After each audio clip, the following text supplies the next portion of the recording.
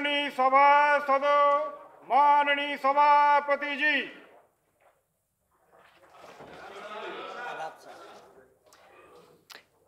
Question 501. Question number 501, please. Ji, let the answer be given. Laying on the table of the House. Sir, मैं आपके माध्यम से माननीय मंत्री जी से जानना चाहता हूं कि उन्होंने लिख के दिया है कि total vacancies in NCT PGT 2375, TGT 9439, TGT miscellaneous 7733 और एमसीडी में प्राइमरी टीचर्स की 1290 और नर्सरी की 283 हैं। मैं ये जानना चाहता हूं कि जो कश्मीरी माइग्रेंट्स 1994 से 2014 तक आज तक पढ़ा रहे हैं और रेगुलर नहीं हुए हैं, इतनी वैकेंसीज मौजूद हैं जिनकी सैलरी भी कुछ नहीं है रेगुलर टीचर्स के मुकाबले में जो उस दिन आते हैं। कैट ने 8 दिसंबर 2010 को इनको रेगुलराइज करने के लिए ऑर्डर पास किया। पार्लियामेंट्री स्टैंडिंग सब कमेटी एक बनाई गई थी ministry of defence and rehabilitation of Kashmiri migrant teachers की, उन्होंने भी इनके सर्विसेज को रेगुलराइज करने के लिए रिकमेंडेशन दी है 21/2/2009 को। तो क्या गवर्नमेंट इनको रेगुलराइज करने जा रही है या नहीं, क्योंकि 20 साल हो गए, इनको सिर्फ 8 दिन की कैजुअल लीव मिलती है सर 20 साल में। तो मैं ये जानना चाहता हूं कि इनके साथ क्या किया जाएगा। थैंक यू सर, ये बात सही है कि बहुत सालों से दिल्ली में जो जितना भी टीचर्स है, पोस्ट ग्रेजुएट टीचर्स हो या इसका ट्रेंड ग्रेजुएट टीचर्स हो, उसका बहुत सा अभी वैकेंसीज फिलअप करनी है। माननीय सदस्य जी ने जो सवाल स्पेसिफिकली कश्मीरी माइग्रेंट्स के बारे में पूछा है, तो उसका यहाँ पे इस क्वेश्चन में डायरेक्टली हम लोग उस हिसाब से हमने जवाब नहीं दिया, क्योंकि उसका क्वेश्चन नहीं आया था। लेकिन उसका डेली वेजेस के रूप में जितना भी जो टीचर्स एम्प्लॉयड है, उसमें हम लोग देख करके माननीय सदस्य को जानकारी दे देंगे उसमें कश्मीरी माइग्रेंट्स कितने हैं। और जहाँ तक उसको रिक्रूटमेंट का करने का सवाल है, एक ऑनलाइन प्रोसेस जो चालू किया है, ये अक्टूबर महीने 2014 में शुरू होगा और नवंबर तक उसमें टोटल 2375 पीजीटी का वो हम लोग पूरा करेंगे। वो दिसंबर महीने में ही पूरा करने का प्रयास है। और दूसरा ऑनलाइन प्रोसेस जो ट्रेन ग्रेजुएट टीचर्स है 9439 टीचर्स का, वो जनवरी 2015 में शुरू करेंगे और मार्च 2015 तक पूरा करने का निर्णय किया है। मेरा सवाल ये है कि जो टीचर्स आपके पास वैकेंसीज हैं, एक टीचर 20 साल से पढ़ा रहे हैं और वो टेम्परेरी हैं और माइग्रेंट्स हैं। 1994 में उनका appointment as a temporary teacher हुआ था और आज तक वो टेम्परेरी टीचर है। उनकी सैलरी उनकी आधी है जो नए टीचर्स आज अपॉइंट होते हैं। तो और वो ओवर एज भी उसमें बहुत से हो गए हैं जो उसमें डेली सबऑर्डिनेट सिलेक्शन बोर्ड के जरिए नहीं आ सकते हैं। और आपके पास वैकेंसीज क्लियर है, 20 साल से जब आप उनसे पढ़वा रहे हैं, अगर वो इनकम्पिटेंट है तो इसका मतलब आप बच्चों की जिंदगी से खेल रहे हैं, और अगर कम्पिटेंट है तो उनको एब्जॉर्ब कब तक करेंगे। सर, मैं वही दोहराना चाहता हूं कि हमने चिंता व्यक्त कर चुका है कि इतने सालों से ये पेंडिंग क्यों होना चाहिए था। इसलिए ये प्रोसेस शुरू किया है कि हम लोग ने टाइम बाउंड आपको बताया कि हम लोग पूरा करेंगे। लेकिन जो डेली वेजेस के हिसाब से टेम्पररी टीचर रिक्रूटमेंट हुआ है, उनको रेगुलर करने का अलग प्रोसेस होता है, क्योंकि वो टेम्पररीली उसको डेली वेजेस के रूप में लिया है, इसलिए उसको ऑटोमेटिक परमानेंट एब्जॉर्प्शन होगा, ऐसा तो कोई प्रोविजन नहीं है।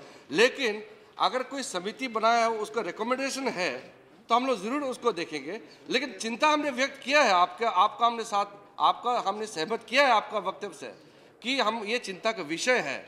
इसलिए हम लोग ने टाइम डेडलाइन आपको बताया कि रिक्रूटमेंट का प्रोसेस 2015 का मार्च तक पूरा करेंगे। दूसरा सवाल नहीं प्लीज सर, मैं कैट की रिपोर्ट इनको दे देता हूं। सर, मैं इसमें ये कहना चाहता हूं, कैट की रिपोर्ट और committee of ministry of defence standing committee की रिपोर्ट मैं दे देता हूं। He is answering it, that's all. It was मैं दोनों रिपोर्ट दूसरा सवाल पूछिए। सर, मेरा दूसरा सवाल ये है कि लास्ट ईयर कॉन्ट्रैक्ट टीचर्स कितने दिल्ली में अपॉइंट किए गए थे और आज कितने कॉन्ट्रैक्ट टीचर्स अपॉइंट हैं, जिसके और अगर हैं जितने पहले थे वो कितने थे और आज की तारीख में कितने? सर, वो 19,500 ये बहुत बड़ा नंबर है जो कॉन्ट्रैक्ट में है। इसको रेगुलराइजेशन करने के लिए मैंने वही बताया, फिर मैं दोहरा रहा हूँ इसको ये इतनी मात्रा में कॉन्ट्रैक्ट में रहना जरूरी होता है कभी कभी, क्योंकि बहुत सारा टीचर्स जो है वो लेडीज़ होता है, उसका मैटरनिटी से लेकर के कैजुअल लीव से बहुत सारा प्रॉब्लम होता है। तो कुछ पोर्शन जवाब टीचर्स को 3-3 महीने के लिए रखा जाता है, ब्रेक दे के 3-3 दिन का फिर उन्हें एक्सटेंड किया जाता है। पिछले साल कितने कॉन्ट्रैक्ट टीचर्स थे जो स्कूल में पढ़ा रहे थे इन वैकेंसीज के अगेंस्ट, और इस साल कितने कॉन्ट्रैक्ट टीचर थे? ये जवाब नहीं है। Just the factual information, that's all. आपको पूरा हम लोग इंफॉर्मेशन दिए है ना। ठीक ठीक। 19,500 का जो आपको बताया है मैंने फिगर, वो जो है वो कॉन्ट्रैक्ट का ही तो बात है, जिसको डेली वेजेस के रूप में उसको रिक्रूट किया गया है। इसको एक लॉन्ग टर्म सॉल्यूशन लाने के लिए मैंने आपको बताया कि रिक्रूटमेंट का प्रोसेस होगा। हम लोग खुश नहीं है कि इतने 19,000 से ज़्यादा लोग कॉन्ट्रैक्ट में डेली वेजेस के रूप में टीचर्स का काम करें, ये हम इससे हम खुश नहीं है, बताया आपको। Thank you, that's all. Next. No, you have asked your 2 questions. Please. That information, if not available, will be given to you. आपको factual information मिल जाएगी. The Honorable Minister will write to you and give you the factual information. Shri Basavaraj Patil. सभापति जी, आपके द्वारा मैं पूछना चाहता हूँ, ये जो 6 मुद्दे के अंदर अलग अलग प्रकार के नियुक्तियाँ होती है, लेकिन जो सबसे आखिरी 6वां नंबर है, जो निजी संगठनों द्वारा चलाए जाने विद्यालय हैं, उनकी आंकड़ा सरकार नहीं रखती है। जब सरकार परमिशन देती है, कितने क्लास चलाने के लिए भी परमिशन देती है, तो उन स्कूलों की गुणवत्ता के दृष्टि से उसकी जानकारी रखना अत्यंत आवश्यक है। नहीं है तो खाली सभी सीट खाली रहेंगे, पढ़ाई ठीक नहीं होगी, उसका परिणाम बच्चों पर होगा। इस दिशा में उसके बारे में सरकार आगे क्या करेगी, मैं ये जानना चाहता हूँ। Silence, please. Sir, private schools जितना भी है दिल्ली में, ये टोटल 1287 स्कूल्स हैं। प्राइवेट स्कूल्स का अपना एक तरीका से वो चलाते हैं, लेकिन उसमें एक रेगुलेशन डायरेक्टिव्स जो है उसके लिए कानून में प्रावधान है, जिसमें दिल्ली सरकार की ओर से वो रिप्रेजेंटेटिव बैठता है और साथ में जब वो रिक्रूटमेंट करते हैं या उसको अपने स्कूल का जो मैनेजमेंट करता है, वो कानून के दायरे में कर रहा है कि नहीं कर रहा है, इसको निगरानी रखने के लिए सरकार का प्रतिनिधि उसमें रहता है। लेकिन सारा प्रोसेस जो है वो, क्योंकि वो प्राइवेट इंस्टीट्यूशन है, इसलिए वो अपने तरीके से वो करते हैं। Shri Parida. I have a question which I asked during the discussion of the Home Affairs, sir. In Delhi, there are 15 lakhs of Odia-speaking people, but they don't have any opportunity to get their education in Odia in any of the government schools of Delhi. So those people are deprived of their democratic right here. So there is a long... The question is different. So my Please question read is, the question. can the government appoint Odia teachers in those government schools where the concentration of Odia population is there, sir? That's a It's not different question. connected. Thank you. Dr. Sanjay Singh. जो आज rules हैं recruitment के, उनके मुताबिक TGT post पर assistant teachers का promotion अपने आप होना चाहिए, वो एलिजिबल होते हैं। माननीय सुप्रीम कोर्ट ने भी इसके बारे में फाइंडिंग दी है कि इनका फंडामेंटल राइट है, वो वायलेट होता है अगर इनका प्रमोशन न हो। जो ज़्यादातर असिस्टेंट टीचर नर्सरी की हैं, वो ज़्यादातर महिलाएँ हैं। मैं माननीय मंत्री जी से आपके माध्यम से चाहता हूँ कि क्या वो सदन को अश्योर करेंगे कि जो भी इनके महिलाओं के नर्सरी में टीजीटी पोस्ट पर प्रमोशन है, उसको इंश्योर करेंगे कि उस रूल के मुताबिक अपने आप हुआ करें। सर, जो यहाँ जो गवर्नमेंट स्कूल है दिल्ली के, जीएनसीटी के जो स्कूल्स हैं, इसमें जो 6,511 वैकेंसीज है, वो उसको आगे जो फिलअप करने के लिए उन्होंने रिकमेंड किया है, उसको दिया है Delhi subordinate service selection board, उसको रिक्रूटमेंट का प्रोसेस को कंडक्ट करते हैं। उसमें से जो प्रोमोशनल वैकेंसीज है उसको अलग से रखा है, जहां प्रमोशन हो करके जिसको हम लोग उस पोस्ट में रखेंगे उसका अलग है। उसका जो है वो रिकमेंडेशन में नहीं आता है, इसलिए प्रमोशन का प्रोविजन अलग से है। Question 502. सर 502 सर सदन के पटल पर एक विवरण रखा गया है। Sir, a statistical analysis carried out by the Ministry of Petroleum and Natural Gas indicated an 18% reduction in sales of domestic LPG cylinders due to the launch of DBTL, direct benefit transfer of LPG, and capping on the number of cylinders. LPG subsidy burden in 2013-14 was 464 billion.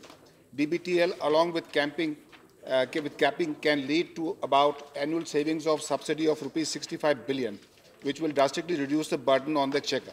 In this context, the Dante Committee, in its report, has made several recommendations for smooth functioning of DBTL, such as setting up a central grievance redressal mechanism targeted at enrollment of LPG No, consumers. please don't read a statement. So my question, the previous government had said this scheme was a game changer.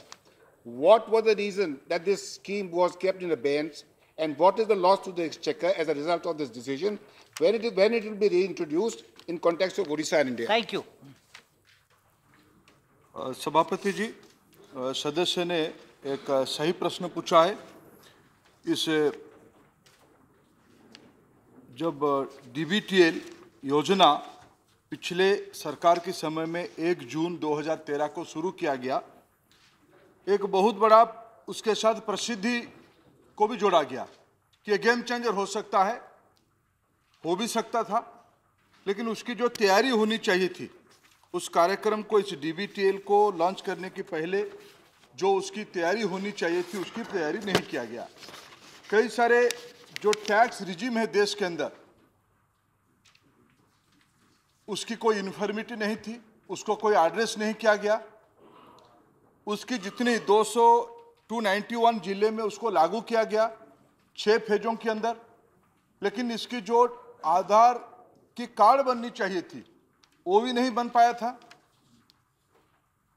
इसकी जो grievance redressal mechanism खड़ी होनी चाहिए थी, oil marketing company, banks, UIDAI और NPCI जो gateway बनानी चाहिए थे, आधार पेमेंट ब्रिज बनानी चाहिए थी, इसकी पूरी तैयारी नहीं की गई थी।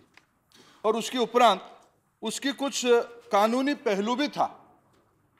15 राज्यों में 15 हाई कोर्ट्स में केस लगी थी, सुप्रीम कोर्ट के अंदर वो केस आई, सुप्रीम कोर्ट ने 2 बार उसके ऊपर टिक्का किया। 2013 सितंबर में भी एक बार किया, मार्च 2014 में भी एक बार किया। और इसको एक प्रथम दृष्टि में ये लगता है, इसको एक महत्वाकांक्षी योजना बनाया जा सकता था। जो माननीय सदस्य ने पूछा कि इसके अंदर करप्शन रोका जा सकता था, कस्टमर को अच्छा बेनिफिट दिया जा सकता था, लेकिन एक चुनाव के पहले राजनीतिक हितों को ध्यान में रखते हुए पुरानी सरकार जल्दबाजी में इसको लाया था। ये अच्छे स्कीम होते हुए भी लागू नहीं हो पाया। उन्हीं की सरकार के समय में उनको बंद करना पड़ा। यह इसकी पृष्ठभूमि है। That is not part of your answer, please. Your second question, please. Your second Yes, sir. question. Sir, under the past subsidy regime, there has been abundant dual pricing in the marketing, leading to corrupt misuse of subsidized LPG for non-domestic purposes. The finance minister in his budget proposed overhauling the current petroleum subsidy regime to make it more targeted for providing protection to the marginalized, poor, SC and ST. My question, sir, is the petroleum minister, our Honorable Minister, Mr. Pradhan, in a statement projected a system where the poorest get LPG at the cheapest rate, where subsidies progressively reduce as one moves up the income scale. While this is essential for reducing subsidy burden in order to obtain 4.1% fiscal deficit, what steps has the government proposed to undertake to identify the targeted benefits so as to ensure benefits to the right persons? जी, देश के माननीय प्रधानमंत्री नरेंद्र मोदी जी जब देश के सामने अपने बयान रखते हैं, एक विषय पे जोर देते हैं कि हम जनता को आधुनिक टेक्नोलॉजी के माध्यम से सुशासन देंगे। गुड गवर्नेंस इस सरकार की प्राथमिकता है। यह सरकार आधार के माध्यम से हो या नेशनल पॉपुलेशन रजिस्टर हो, दोनों को काम पे लाते हुए हम कोई राजनीतिक उद्देश्य से चीजों को नहीं दिखते हैं। पिछले सरकार अगर अच्छा काम शुरू किया, अध्यक्ष जी अगर पिछले काम अच्छा, हम उसको आगे ले जाने में हमें कोई आपत्ति नहीं है। अभी बजट के समय में देश के वित्त मंत्री जी ने टारगेटेड कस्टमर के बारे में कहा। कल रिजर्व बैंक के गवर्नर इसको स्पष्टता के साथ उल्लेख किया है। अध्यक्ष जी, उनको सच सुनने की हिम्मत नहीं हो रही है। I would expect the honorable members to ask and answer questions as they are, sir, ये not नई going सरकार to the wider Janata issues. के अंदर सुषम बंटन के लिए आईटी टेक को माध्यम बनाते हुए, वो यूआईडीआई हो या एनपीआई हो, दोनों के आधार पे हम नए तरीके से टारगेटेड कस्टमर बेस तक जाएंगे, करप्शन को रोकेंगे और गुड गवर्नेंस डिलीवरी करेंगे। ये हमारा। श्री हनुमंत राव, प्लीज। वो भी सदस्य हैं, उनकी आप रक्षा करें जिन्होंने प्रश्न पूछा। Shri Hanumanth Rao, yes please. Chairman sir, question करिए। Yes, I know that. तो साहब, ये मंत्रियों को भी तो निर्देश दीजिए कि ये ना यहाँ हवाबाजी की बातें करें। Yes, agreed, agreed, agreed. Shri Hanumanth Rao. Sir, Chairman sir, I am asking straight away to question to the Honorable Minister. Yes. After issuing our Aadhaar card, and the people are going to the agency where the gas agency is there, so the amount has come to the bank. Some of the places in the agency were there, still it has not come. The amount. For that purpose, the people are suffering, and moreover, 9 cylinders to 12 cylinders. They are not giving a 12 What is cylinder. the question? Question is that straight away I am asking whether they are giving a 12 cylinders, and at the same time, the banks still amount has not come, especially in Andhra Pradesh. So whether they got any complaint from the Andhra Pradesh? Thank you. That is my question. Thank you. Thank you. अध्यक्ष जी, हनुमंत राव जी ने, माननीय सदस्य जी ने सही प्रश्न उठाया। मैं मानता हूं कि इसीलिए तो मैं उसकी पूरी तैयारी से अगर करते तो बैंक के अंदर ये मसला नहीं उठता। इसको इसीलिए पिछले सरकार ने ही बंद करना पड़ा, पिछले सरकार की रिजीम में ही उसको बंद करना पड़ा। अभी हम उसको सारे जो आंध्र के बारे में स्पेसिफिक उन्होंने पूछा है, जो पुराना अगर बैकलॉग ऐसा कुछ होगा हम उसको ध्यान देंगे, कंज्यूमर के पास वो कैसे डिलीवरी हो उसकी चिंता करेंगे। और 9 से 12 की बात उन्होंने कहा, अभी की सरकार 12 सिलेंडर की जो अलॉटमेंट है उसको जारी रखेगी। थैंक यू श्री तेंगू वैल्यू। Shri Tapan Sen, where is Mr. Thengu? Actually, 1 minute. Sorry, I didn't see him. It is a good thing that the government is giving subsidy in the form of money transfer to the peripheries account. My question is whether the government has asked public sector oil companies to adopt any mechanism to ensure timely transfer to the subsidy to the correct account. Honorable Minister, to clarify through you, sir. Sir, देश के अंदर जो customer base को digitalisation करने की बात पिछले सरकार ने भी चलाई थी, ये एक सैद्धांतिक तरीके से अच्छी योजना है। हमारी इतनी ही ऑब्जर्वेशन उसमें बन पाई कि ये थोड़ा आधे अधूरी तरीके से लगाया था। जो माननीय सदस्य ने पूछा है, आने वाले दिनों में सामूहिक सरकार सारे बेनिफिट को एक अच्छे तरीके से बैंक अकाउंट के जरिए कस्टमर तक पहुंचे, इसकी सारे कदम हम उठा रहे हैं। Thank you, Shri Tapan Sen. Sir, I appreciate Honorable Minister's statement that a program that has been started in a very half-hearted manner, without preparation, absolutely mindlessly. Question, please. Question, please. Is being, you are trying to improve upon it, fine. But for DBTL to be effectively put in motion, I think 3 important requirements is there. One, everybody must be covered by Aadhaar.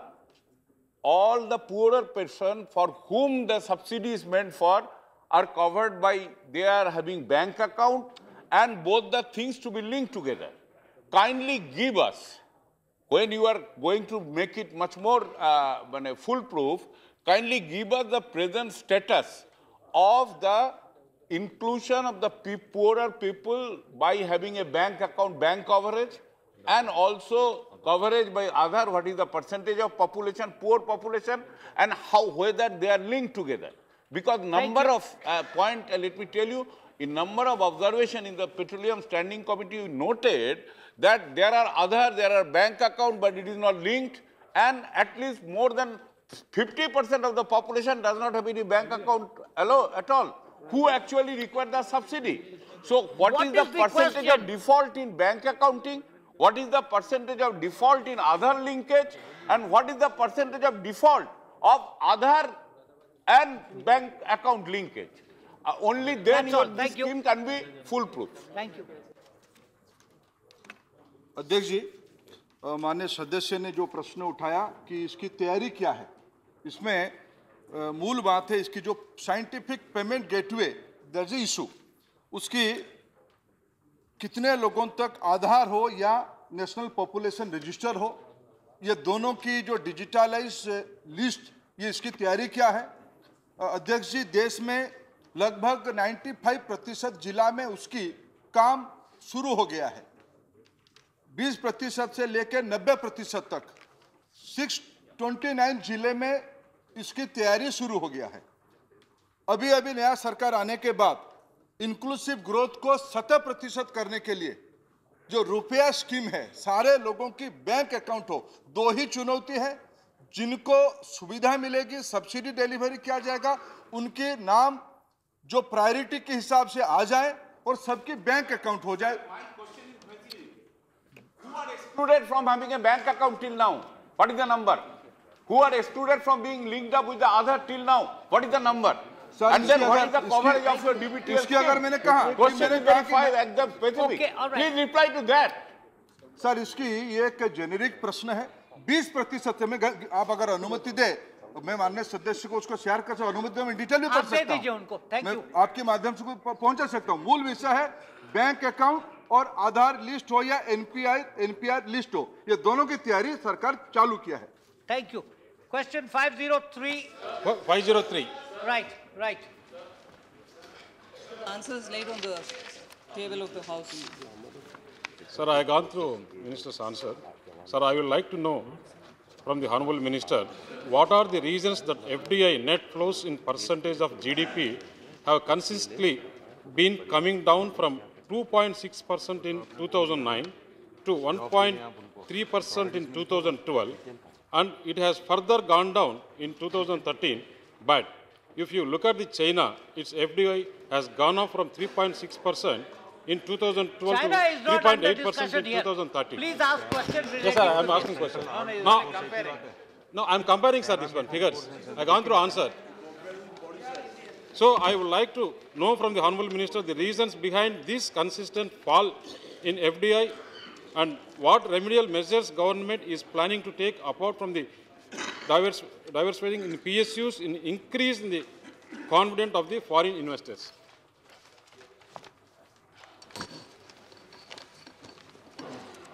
So, FDI flows have not really been consistently falling. There's been fluctuations. Actually, if you notice, between 11 and 12, there was a positive trend, but after that, 26.33 is the drop, and subsequently, it went up by 6.12. So these are not steady fall and rise situations, there's been fluctuation. And actually speaking, inflows are dependent on the environment, also the way the investment decisions are made by those who want to invest in India, the macroeconomic policy framework, and so many other different factors also influence the decision of investors who want to invest in India. Second question, please. Sir, if you look at 19% of FDI is coming into services sector and 11% is coming to the construction and development.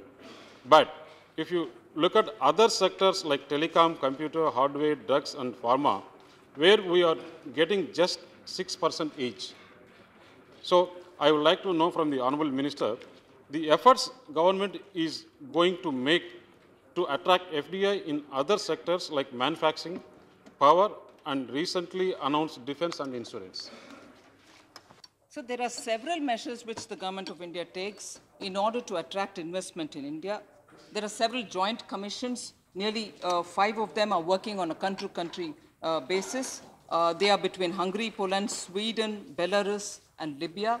Besides that, you also have the joint CEO forums, which are a business-to-business kind of interaction with countries which want to do investment in India. The CEO forums were established in 2005, and there are more than 15 of them which are actively engaged with Japan, business-to-business interaction with Japanese business, with French business, with Russia, Malaysia, South Africa, and so on. You also have working groups with the Department of Industries and Policy Promotion. They have also such forums in Russia, UK, UAE, Taiwan, and so on. So there are ways in which investment is attracted into this country. Bilateral investment protection agreements have been signed. 83 of them have been signed. 72 are in force. The others are yet to be enforced. Then you also have agreements which are Comprehensive Economic Cooperation Agreement, or the CEPA, Partnership Agreement programs. There are 9 of them which are very actively working. Then there is a specific program called Invest India, which is both with the FICCI and the Government of India, which does a lot of hand-holding work for investors who want to come into the country. There is a single window facilitator under this particular Invest India scheme of things. The e-business scheme was announced by the finance minister, through which announcement you could have just one payment and one application made in the net. Any number of ministries would integrate their program and give a speedy clearance. And for the NRIs who want to invest in this country, the Overseas Indian Affairs Ministry, the Department of Overseas Indian Affairs, also has an NRI and Overseas Indian Investment Facilitation Group. So there are several efforts which are going to attract investment into the country. Shri Derek O'Brien. Sir, my question is on the quality of the FDI coming into India. So say if an American or a Mauritius insurance company with a lot of capital decides to come to India through the FDI route, when we look at capital from a company level point of view, it may seem like that capital is enough. But, sir, in a Lehman kind of event or an AIG kind of crash, the US government would seize all the capital of their existing American company, right? They don't need to take on the global risk policies of policy holders across the world. My question, sir, is, will the minister care to clarify or explain how the foreign company, without dedicated capital for operations in India, how will it ensure that if something goes wrong, like Lehman or AIG, where $80 billion had to be given by the US government to AIG, how will they ensure that the capital of the Indian company should also be available to take care of those who have insured in India? This is our deep concern, and since the question is straight up related to FDI, I'll be very happy if the minister chooses to answer. The members are quite right in saying that the flow of capital which comes into India comes through several countries, and in specific when companies invest in India, the Indian leg of the company and the investment capital be available if there is a crisis-like situation within India, that our investors or our businesses do not get adversely affected, is a specific question, no doubt. A comprehensive look at the source of investment which is coming into India, and particularly because I'm not naming the country, but the table clearly says, which is also attached, that one country and through one country there's a great deal of investment which is happening in India, and therefore, Mauritius. Actually speaking, with this kind of a skewed investment proportion between countries, we are using the FIPB to very clearly carry out checks to ensure that through the RBI and also through the Department of Revenue, companies and their credibility and the kind of investment funds which are coming into the country are critically looked into, and only then approvals are given. So, through the Reserve Bank of India and through the Department of Revenue, the FIPB intends and will certainly hold an absolute critical look and hold over the kind of investment which is coming into the country, and thereby also on the capital which is going to be in India. Thank you. No, 1 minute. No. Just 1 minute. Just 1 minute. Please. No. How do you take care in the automatic route? Sir, if you permit me, I can just give one line answer, which I can also expand to the honourable member as and when he has the time. automatic route does not really mean automatically you come with a bag full of currency and sit here saying I'm investing. It goes through the Reserve Bank of India. The Reserve Bank of India looks into it. And if there are any little concern about any security or sensitivity of a particular sector within a particular ministry, it certainly comes back to the ministry for a verifial. So, subject to sectoral guidelines, every investment, even those which are temptingly called automatic, also go through a verification process. Thank you, Shri Digvijay Singh. Yeah, KYC is also one of the things. No, But that's after they become the customer. The figures mentioned in the answer speak for themselves. During the NDA regime, the FDI was $40 billion. 19.63. And during the UPA regime, it was more than $300 billion. My question to Honorable Minister is that the BJP has been doing flip-flop regarding the FDI and multi-brand. What's the question? My question is, what is the policy of the NDA government about the multi-brand retail in this country? And if it is so, then would they influence the BJP ruled states to encourage multi-brand retail and multi-brand? So the honorable member, a very senior Congress leader, does know the BJP stated position, which was mentioned in the manifesto also. And on FDI multi-brand retail, the mandate has been... to know the government's position. Sir, that is where I'm coming. The mandate given to this new government was on the basis of the manifesto, and the manifesto very clearly said, we do not entertain multi-brand retail, FDI multi-brand retail. Thank you. Shri Ram Gopal Yadav. आपने नहीं पूछा. Mr. Rajiv. Thank you, sir. As per the answer given by the minister, the Mauritius, that is $80,808 million, while we are comparing Mauritius and Singapore, that constitutes around 50% of the FDI, sir. Actually, all of us well aware that these two countries are not industrially developed countries, but 50% of the FDI is coming from Mauritius and Singapore. And the most important point, the NRI component is only 3.1%.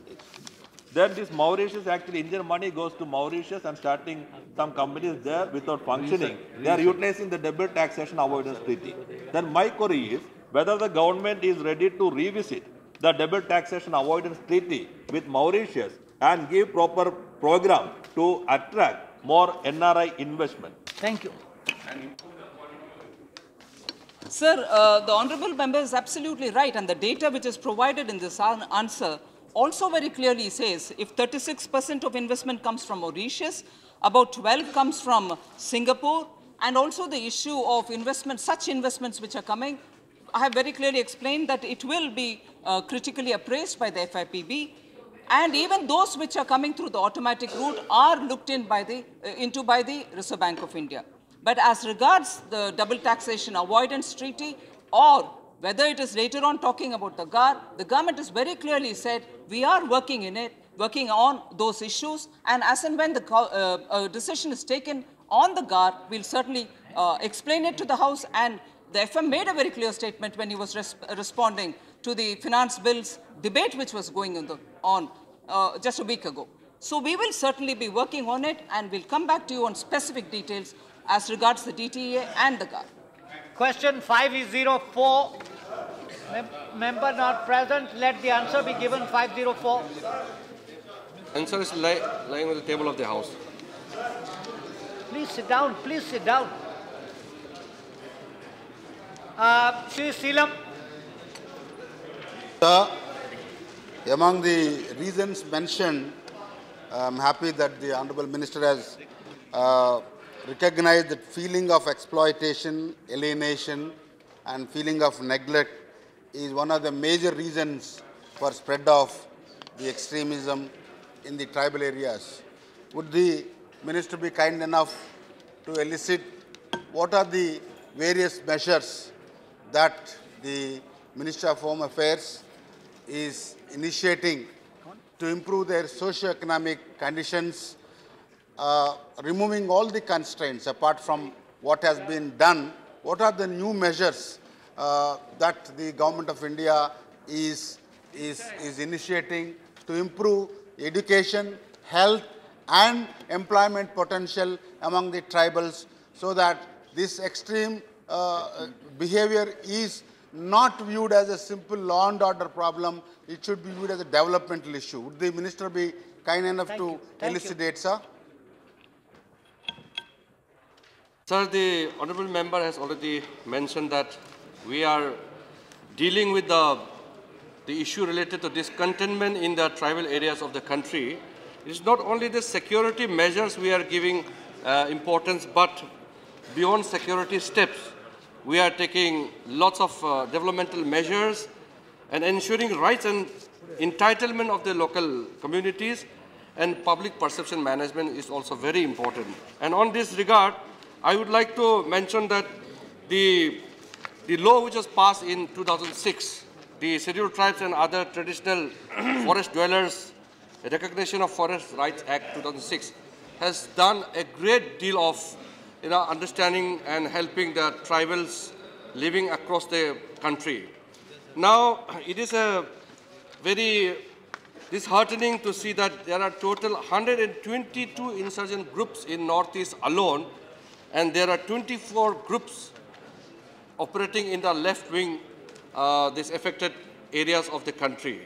So our effort is to deal and reach them, and we have an understanding of our scheme, which is known as surrender and rehabilitation. Those who are already there in those kind of unwanted antisocial activities, we are putting all efforts to bring them back into the mainstream so that we can really address the problems being faced by the tribals of this country. Shri Ramdas Athwale.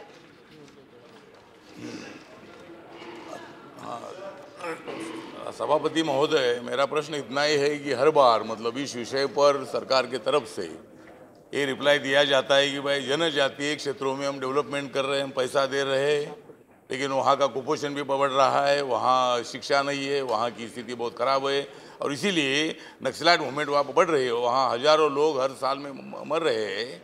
तो इसलिए सरकार से मेरा निवेदन है कि भाई ये सरकार ने तो आदिवासियों का डेवलपमेंट नहीं किया है, अभी आपको मौका मिल गया है, आपको मौका मिला है, तो अभी इस 5 साल में मेरा प्रश्न इतना ही है कि हर बार यही उत्तर आता है, नक्सलाइट मूवमेंट भी बढ़ रही है और डेवलपमेंट भी नहीं हो रही है। इसीलिए मंत्री महोदय जी मेरा निवेदन है कि 5 साल में वहाँ का पूरा डेवलपमेंट करके नक्सलाइट मूवमेंट को हम खत्म करें। इसी तरह का कोई प्रस्ताव है, इसी तरह का काम आप करने वाले हैं क्या? इन्होंने तो किया नहीं, आप करने वाले हैं क्या? नहीं। थैंक यू सर, जैसे मैंने कहा है कि सरकार इस बारे में पूरा जानकारी है कि जितना भी कार्यक्रम आदिवासियों के क्षेत्र में किया है, अभी तक पूरी तरह से सफलता नहीं मिला है, ये चीज़ हम लोग मानते हैं। इसलिए एक असिस्टेंट जो एडिशनल सेंट्रल असिस्टेंस जो दिया जाता है 30 करोड़ ईच डिस्ट्रिक्ट जहां लेफ्ट विंग प्रभावित है, माओइज्म का जहां वहां प्रभाव ज़्यादा है, उसको वहां का कलेक्टर और संबंधित जितना अधिकारी है, वहां DFO होगा, SP होगा, उनसे मिल करके 30 करोड़ इस जिले को अलग से दिया जाता है। और उसके अलावा जो रोड रिक्वायरमेंट प्लान के मुताबिक 5600 किलोमीटर सड़कें जो लेफ्ट विंग एरिया ट्राइबल इलाकों में बनाने का सरकार ने फैसला किया है। अभी तक सिर्फ 3000 किलोमीटर ही बना पाया, क्योंकि बाकी जो जगह है वहाँ पे रोड पहुँचना और रोड बनाने में जो सामग्री का इस्तेमाल होता है और लेबर वहाँ पहुँचना वो मुमकिन नहीं है। इसलिए क्योंकि स्थिति जो सामान्य नहीं है, उस चीज़ को देखते हुए हमने जैसे पहले बताया कि सिक्योरिटी मेजर्स के अलावा हम अन्य रास्ता को भी हम ढूंढ रहे हैं जिससे लोगों तक हम पहुंच सके और विकास को आदिवासी के जगह तक, उनके घर तक पहुंचा सके। Thank you. श्री डैमारे। Thank you sir. धन्यवाद सर। सर, मंत्री महोदय ने यहाँ पर बताया है कि जो लोग उग्रवादी है उन लोगों को मेन स्ट्रीम में लाने के लिए गृह मंत्रालय की तरफ से सरेंडर कम रिहेबिलिटेशन का एक योजना चल रहा है। सर, मेरा एक एक्सपीरियंस है, क्योंकि एक ऐसे उग्रवादी समुदाय को मेन स्ट्रीम में लाने में मैं भी एक भूमिका निभाया था। और इसके बाद इस सरेंडर कम रिहेबिलिटेशन का जो ये है कार्यसूची है, प्रोग्राम है, इसको सफलता करने में कुछ थोड़ा सा टेक्निकल प्रॉब्लम है।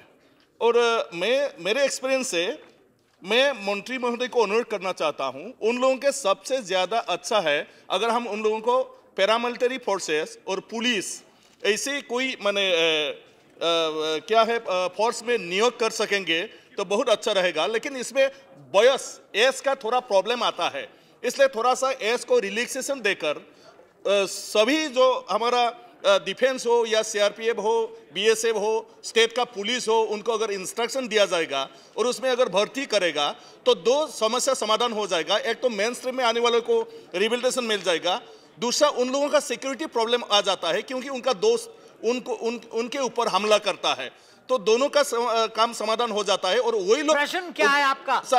और वही लोग उग्रवादी का जो गतिविधि है इस विषय पर पूरा उनका जानकारी है, इसलिए उग्रवादी को दमन करने के लिए भी उन लोगों को उस फोर्स को वहां माने काम में लगा देने से सफलता पाएंगे। क्या इसका करेंगे? सर, जैसे सरेंडर कम रिहेबिलिटेशन जो पॉलिसीज है उसके तहत वहाँ जो आतंकवादी जो सरेंडर करता है उनको हम वो स्टाइपेंड भी दिया जाता है और उसको फर्दर जो ऑपरेशन होता है उसमें भी उनका सहयोग हमको मिलता है। वो ज़रूरी है क्योंकि हमारा जो उद्देश्य है कि उनको मेन स्ट्रीम में लाना। सर, इसमें मैं जो आपको बताना चाहता हूँ कि रिक्रूटमेंट का जो बात है कि वो एक प्रक्रिया है कि वो लोग आर्म सरेंडर किया है उसको डायरेक्टली हम सेंट्रल आर्म फोर्सेस में लाना है, एक पॉलिसी मैटर है। और उम्र का बात है क्योंकि सिक्योरिटी फोर्सेस में आपको काफ़ी चीज़ें देखा जाता है जिससे वो फिट है कि नहीं है कि आप सेंट्रल आर्म फोर्सेस या स्टेट पुलिस फोर्सेस में सर्विस देने के लिए। ऐसे मोटे तौर पर पूरा को हम रिक्रूटमेंट नहीं कर सकते।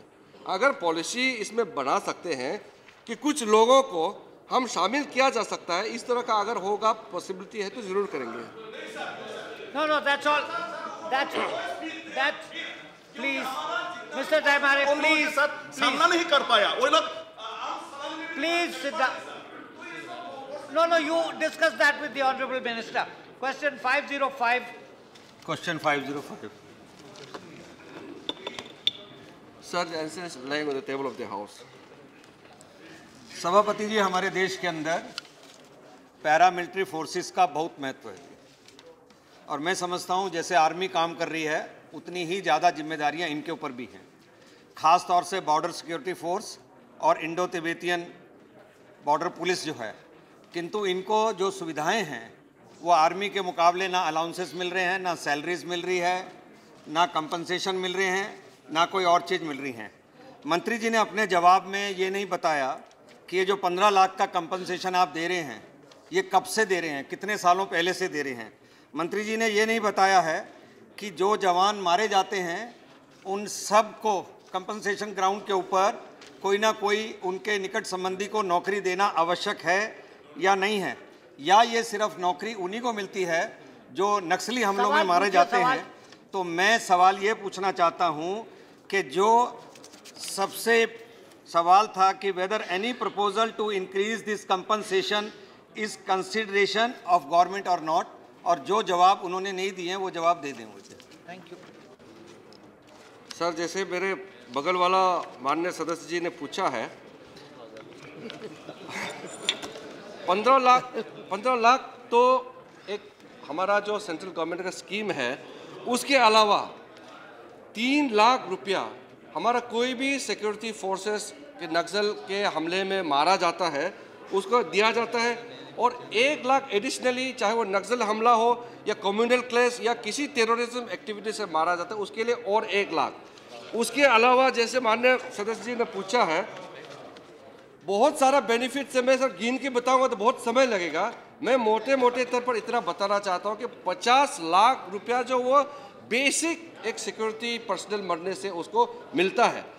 जो मैं सर आपको ये बात भी बताना चाहता हूं कि हमारा सरकार की ओर से जो दिया जाता है उसके अलावा अपने जो फोर्सेस है, जैसे सीआरपीएफ होगा, बीएसएफ होगा, आईटीबीपी होगा, अपने फोर्सेस का भी एक स्कीम है।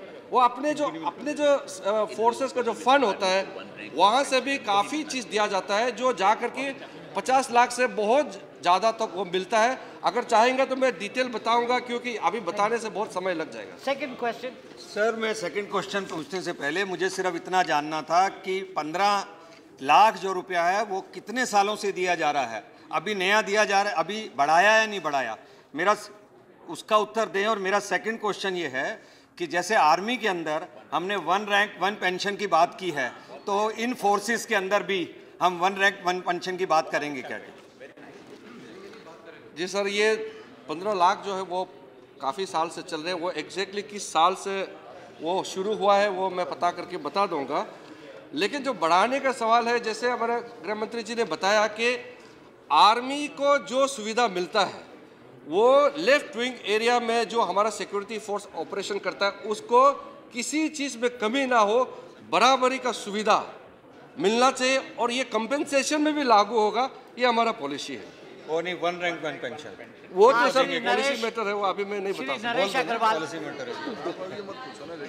जी, मैं आपके माध्यम से माननीय गृह राज्य मंत्री से जानना चाहता हूँ कि सरकारी रिकॉर्ड में माओवाद या नक्सलवाद की क्या परिभाषा है?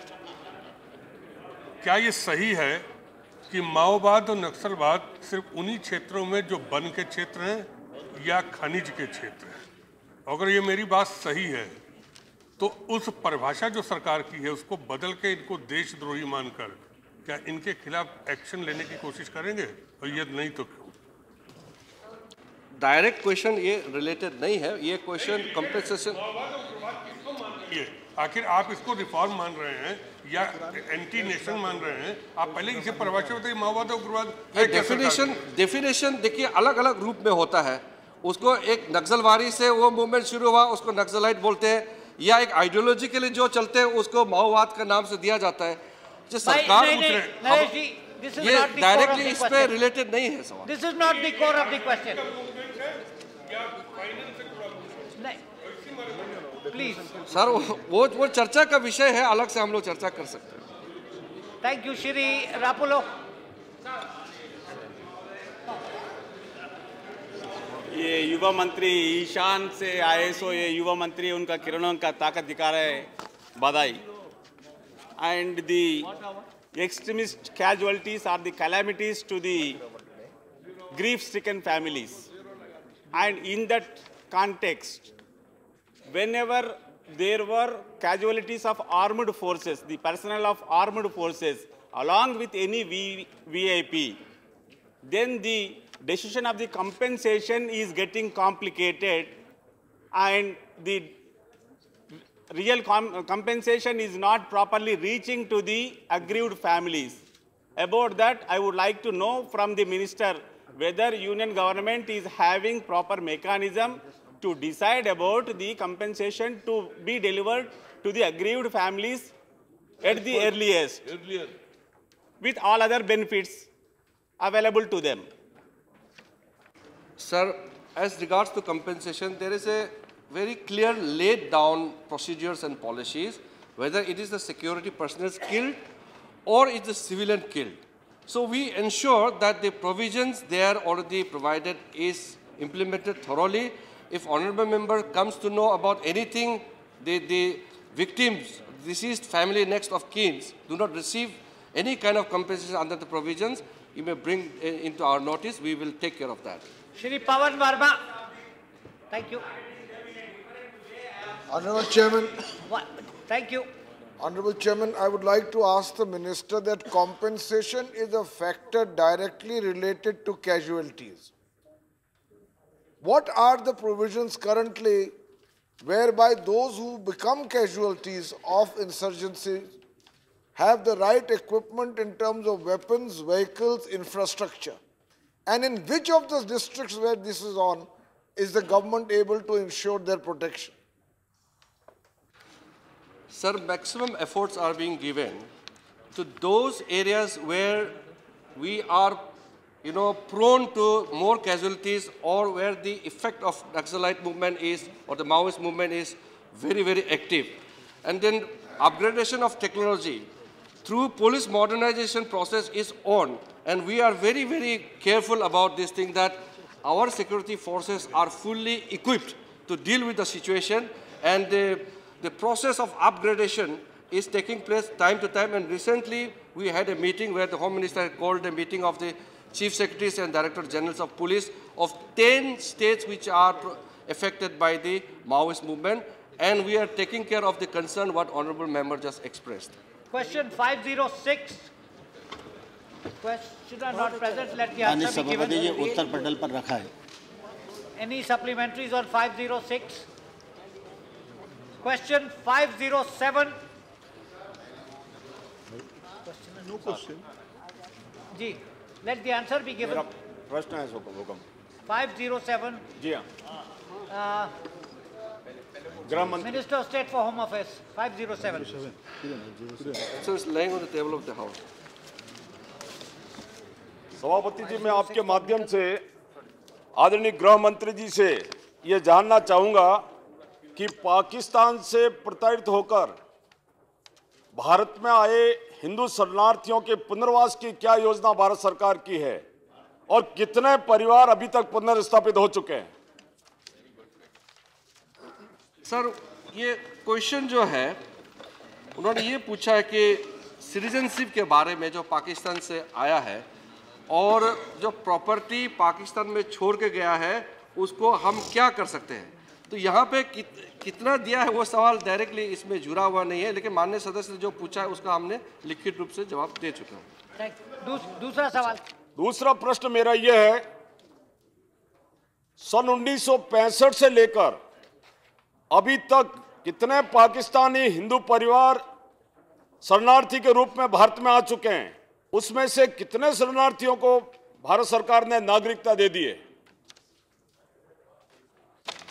सर, जो सिटीजनशिप देने का जो प्रक्रिया है सर, ये तो लगातार चलता है और अभी हमारे पास जो टोटल डॉक्यूमेंट्स है जो माननीय सदस्य ने पूछा है, पाकिस्तान से जो यहाँ आकर के जो अप्लाई किया है, सबसे पहले तो उसको हम लॉन्ग टर्म वीज़ा देते हैं जिसके तहत वो यहाँ रह सके. सिटीजनशिप देने का जो प्रक्रिया है वो थोड़ा लंबा है और उसके जो डिटेल्स माननीय सदस्य अगर चाहिए तो मैं उसको लिखित रूप से अलग से भेज दूँगा. Thank you. Shrimati Ambika Soni. The Honourable Minister has replied in the way of details he's given on the citizenship to those people who came from West Pakistan to Jammu and Kashmir. I'm sure the Honourable Minister realizes that besides these, there are refugees in the state of Jammu and Kashmir after post-65 and post-1971. The Prime Minister has authorized the state government and the central government to work out a package for these refugees who are living under pitiable, very difficult circumstances. I want the Honourable Minister to tell me what all has been done for the post-65 and post-1971 refugees in the state of Jammu and Kashmir. Madam, it is true that there are large numbers of refugees being settled in the state of Jammu and Kashmir, and Government of India has a commitment to deal with the refugees, whichever area they may have come from.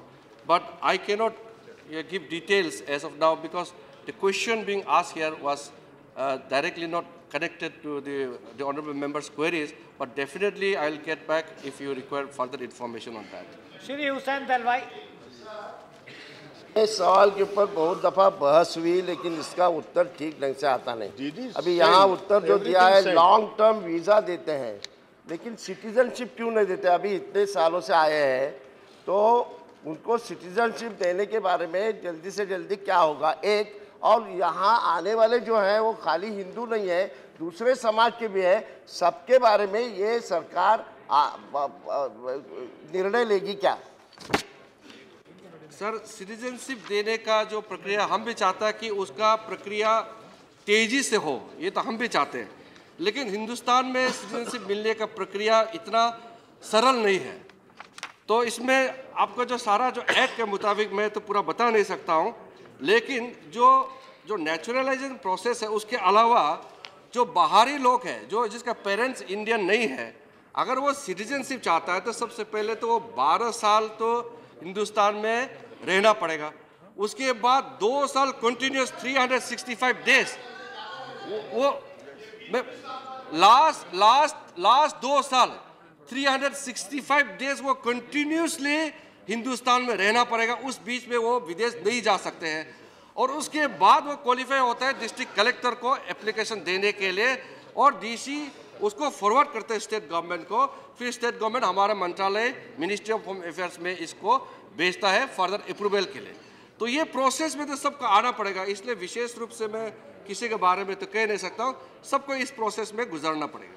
Shri Tulsi. Honorable Chairman, sir, is it not a fact that thousands of families from Pakistan have been forced to migrate to India on account of religious persecution? They have come by road and by rail. They have faced kidnappings in their families, looting. There were cases of forced religious conversion, and the Honorable Minister, their properties have been left behind. The answer says that it is an internal matter. The properties have been left behind. The central government seems to be washing its hands off with regard to responsibility to get the compensation for the properties left behind by these people in dire straits. Does the central government have no responsibility for assisting these families? Thank you. True that due to religious persecution, lots of minorities from Pakistan have migrated to India. But with regards to the properties which is left behind in Pakistan, Pakistan being a sovereign nation, it is not for India to intervene directly and to tell them what to do with that property. I understand the sensitivity of the question, but there is a limitation as a sovereign nation. We cannot guide the internal policies of the Pakistan. Thank you. Question 508. Questioner not present. Let the answer be given. Sir, the answer is laying on the table of the House. Any supplementaries on 508? Question 509. Sir, 509. उत्तर पटल पर रख दिया मैंने। प्रश्न पूछिए। 509 हो गया। Change the time, sir. I'm not the question, the question since you reached number 9. मंत्री जी देखो ना सर, सदन की पटल पर रख दिया गया उत्तर। जी अब आप सवाल पूछिए। मैं मंत्री जी को बधाई देना चाहता हूं कि उन्होंने विचार विमर्श करते हुए यह निर्देश दिया कि 30/9/2014 तक गैस की घरेलू गैस का मूल्य नहीं बढ़ेगा। लेकिन मैं यह जानना चाहता हूं कि क्या 3 माह बाद वे किस बात का विचार विमर्श करेंगे, दाम घटाएंगे या बढ़ाएंगे? अध्यक्ष जी, जो देश में गैस प्राइसिंग फार्मूला अभी लागू है, उसके उपरांत उसको एक समय अवधि के साथ बदलने की भी एक विषय जुड़ा हुआ था। पिछले सरकार ने एक निर्णय किया था देश के अंदर क्या नया गैस प्राइसिंग फार्मूला आएगी।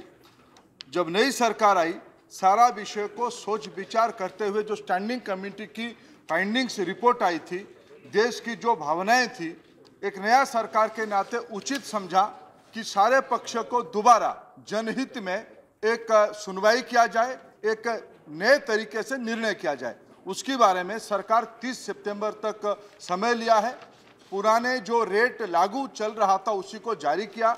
नया फार्मूला क्या होगा उसकी सारे पक्षों के साथ वार्ता चल रही है और सरकार प्रतिबद्ध है जो घोषित समय सीमा उसके अंदर हम देश के अंदर निवेशकों को ध्यान में रखते हुए और इस कल्याणकारी राज्यों में जनता के हितों को ध्यान में रखते हुए हम नया फार्मूला समय अवधि के अंदर ले आएंगे। दूसरा प्रश्न जी।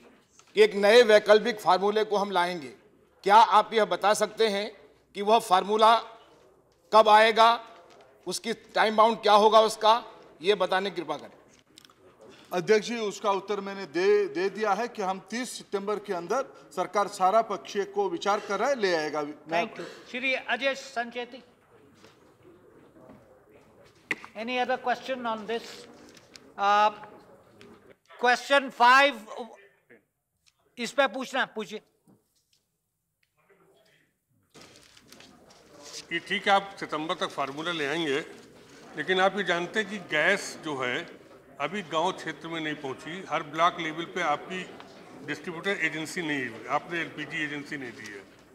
तो क्या सरकार हर ब्लॉक स्तर पर, चूंकि गांव में लोगों को जरूरत है पर्यावरण के दृष्टि से, क्या सरकार हर ब्लॉक स्तर पर question are over. Statement by minister correcting answer to question. Shri Nayak.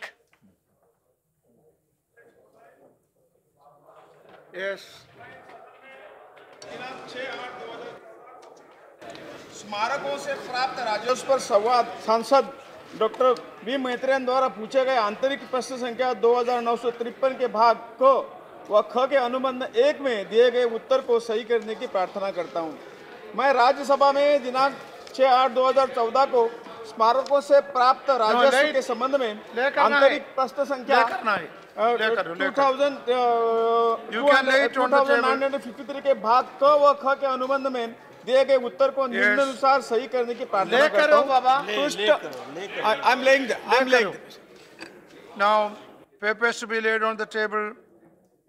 Sri Kiran Rijiju. I beg to lay on the table of the House as papers mentioned against my name at serial number 1 in today's revised list of business. Sri Dharmendra Pradhan. आपकी अनुमति से मैं क्रमशः तेल संस्थापनों की सुरक्षा और तेल उद्योग विकास बोर्ड की कार्यकारिणी पर पेट्रोलियम और प्राकृतिक गैस संबंधी स्थायी समिति की 12वीं और 23वीं रिपोर्ट में निहित सिफारिशों को कार्यान्वयन के स्थिति के संबंध में वक्तव्य दे रहा हूं, जो पेट्रोलियम और प्राकृतिक गैस मंत्रालय से संबंधित है। कृपया इसे पढ़ा हुआ मान लिया जाए। Shri Sarbananda Sonowal. I beg to lay the papers listed against my name at serial number 3 in the today's revised list of business. Shri Manoj Sinha. Table of the House, the papers mentioned against my name at serial number 4 in today's revised list of business. Shri Kiran Rijiju. So I beg to lay on the table of the House the papers mentioned against my name at serial number 5 in today's revised list of business. Shri Vishnu Dev Sai. महोदय, मैं आपकी अनुमति से दिनांक 13 अगस्त 2014 की कार्यसूची में मेरे नाम के सामने क्रम संख्या 6 पर वर्णित दस्तावेज सदन के पटल पर रखता हूं। Now statement by Minister Sri Santosh Kumar Gangwar to lay on the table.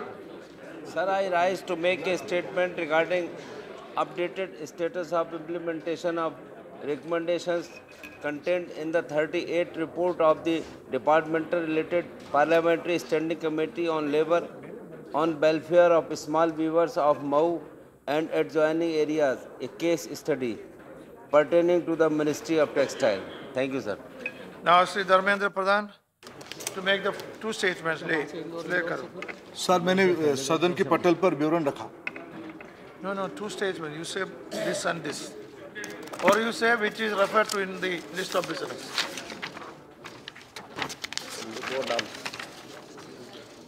दोनों नाम बता दो। Sir, this report is regarding safety of oil installation and functioning of oil industry development board, sir. Okay, thank you. Now,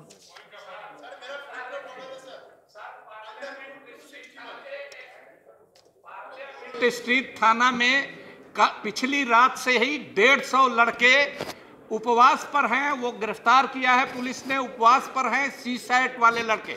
सरकार से हम जानना चाहते हैं कि 24 से पहले, लड़कों का कहना है कि 24 से पहले सर्वदलीय बैठक बुला करके सरकार इस मसले पर क्यों नहीं विचार करती है? That is no point of order.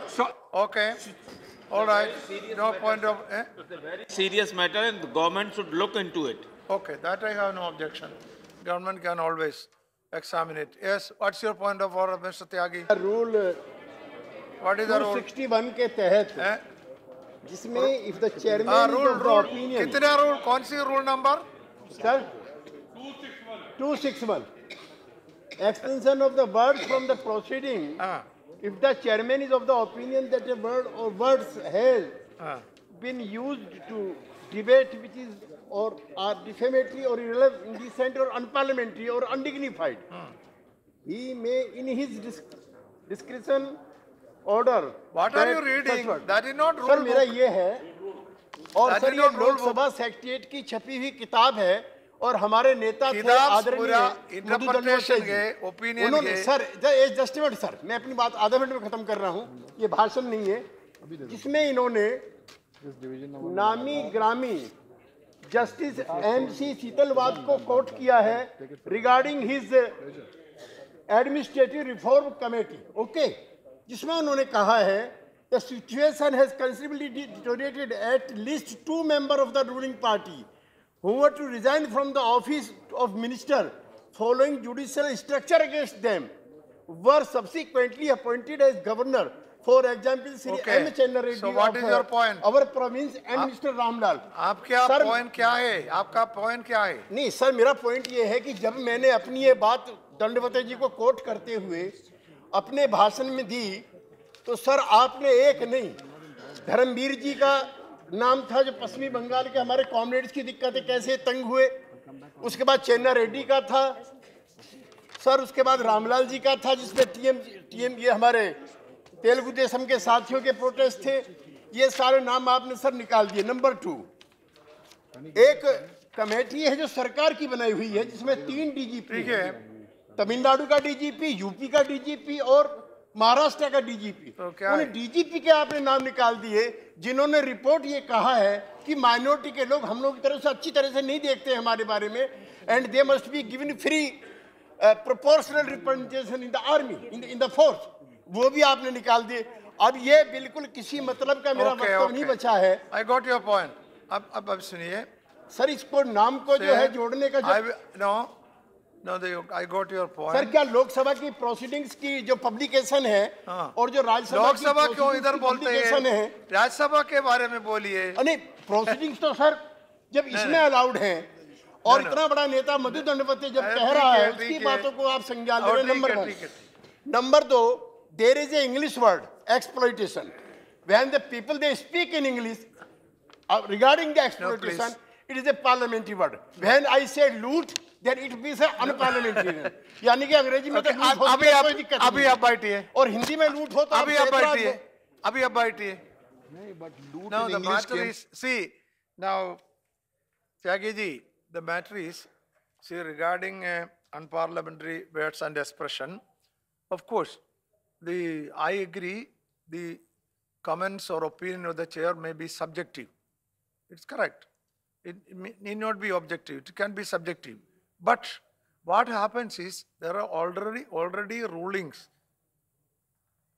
of the chairman or who was in the chair, rulings at various times, and all those have been compiled, and a book is available here. So usually we go by that. Usually we go by that. Even personally I can tell, personally I have sometimes felt some words, they are not unparliamentary or they may be allowed, I also feel. But still I go by the rulings of my predecessors who are certainly more well-versed than me, I believe. So I go by that. I can give an example. Say, I don't mind giving an example. The other day, a word came, horse trading. It was reported to be unparliamentary. Then I thought, what is a word that can replace horse trading? Horse trading. I could not find. I thought it is a proper word, a political word, which can express horse trading, can be expressed only by horse trading. I thought that. But yet, my predecessors, who were certainly more learned than me, they had expelled it, and that is a compilation I got. Therefore, I also expelled it. Now, this is a practice I do. No, let me tell you. This is a practice, see, any person on the chair do. Now, let me say. Now, however, I agree, even my decision may be subjective sometimes. Since you raised it, I will have a relook at it. But I will have a relook at it. That is all. Language variation. Because in Hindi, horse trading could be घोड़े के सौदागरी. Now, is that unparliamentary? I don't know. Huh? It can. So therefore, if you are re-looking that, sir, be careful. A lot of problems will come when you look at the translations into our national languages. Okay. No, that is enough. Sir, no, I don't. It is not a discussion on that. Sir, it is not a discussion on the exploitation में loot में क्या फर्क है? No, I am not an expert. I am not a linguist. I am not an expert. Owes its origins to Hindi and Sanskrit. Loot is not. This is not a discussion of that subject. I am not an expert in language, so I am nobody to give a judgment on that. I already said even my decisions are not subjective, may not be even objective. But however, I will try my best, try my level best to be objective. Now let us. After revisiting all these things, I request the chairman to publish a new book by the Rajya Sabha. What are the parliamentary and non-parliamentary? That is a suggestion that can be looked into. And there you have to stick to time limit, sir. Okay. Now listen. It can't be a law. You got to ring Now the bell. see, now we have to continue with the discussion on the working of the Ministry of Women and Child Development. The time allotted is 5 hours. Already 33 minutes have been consumed. Now in any case, it is already 5 hours there. In any case, we are not going to allow not even a single minute more. Therefore, every member is requested to adhere to their party times.